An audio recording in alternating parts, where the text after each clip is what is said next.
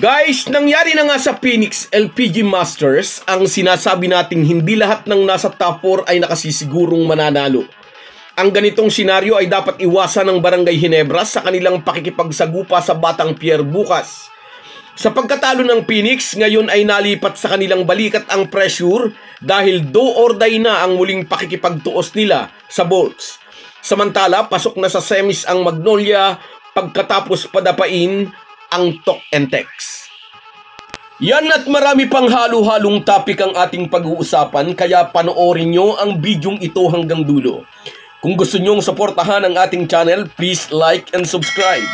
Sa mga nag-subscribe na, maraming salamat. Malaking bagay po yan sa aming mga vlogger. At sa mga hindi pa, salamat sa inyong panunood. Mga ka-Republic, tinuldukan na ng Magnolia ang kampanya ng Tok and Tex dito sa Commissioner's Cup. Pinadapa nila ang Tropang Giga 109-94 upang unang team na makasalta sa semifinals. Sa first quarter ay pinakaban ng Tok and Tex ang mga fans ng Hotshots dahil lumamang muna ang TNT sa unang bahagi ng laban.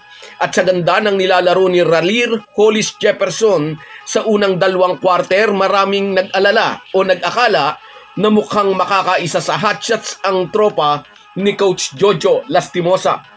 Ngunit pinatunayan ng mga bataan ni Coach Chito, this time around ay seryoso silang ipagpag ang kantsaw ng kanilang mga buzzers. Ayaw na nilang matawag na intro boys, ayaw na nilang tinatawag silang banderang kapos.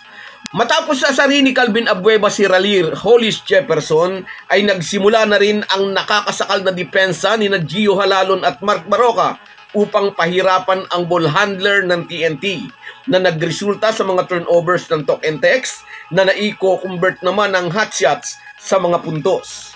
Nagtala ng double-double ang Hotshots import na si Tyler Bay, 41 points and 13 rebounds upang ihatid ang Magnolia sa unang semi-slot ngayong conference.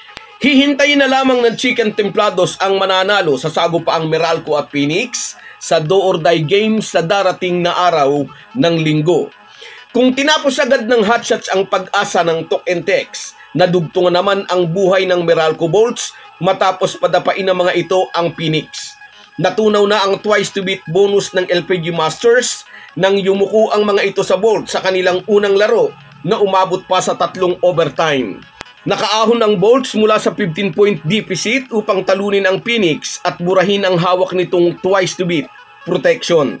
Pantay na ang playing field, wala nang cushion ang Phoenix. Pag natalo ulit sila sa linggo, baka sila na ang tatawaging intro boys kasi ang ganda ng kanilang simula sa conference na ito. Isa sila sa early leader sa team standings, pangalawang team na umakyat sa playoffs, at pangalawang team din na unang nakapagbulsa ng twice to beat bonus. Dumausdos nga lang sila sa number 4 dahil sa quotient system after playing 11 games and the elimination. Hawak ngayon ng Meralco ang momentum going into their knockout game. Lamang din sa ganitong senaryo ang Bolts dahil eksperyensado sa knockout game ang marami sa kanilang mga players. Ang problema nga lang para sa Bolts na injured si Cliff Hodge na isa sa core ng kanilang team. Pero sinabi agad ni Coach Luigi Trillo, with or without Hodge ay handa sila sa araw ng linggo.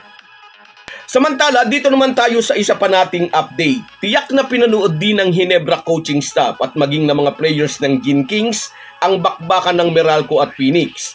At ang nangyari sa LPG Masters ang dapat iwasang mangyari ng mga bataan ni Coach Tim Cone. Sinasabi ng marami, magaang na laban lang para sa Ginebra ang Batang Pier. Tinalo na yan ng mga mag-aalak.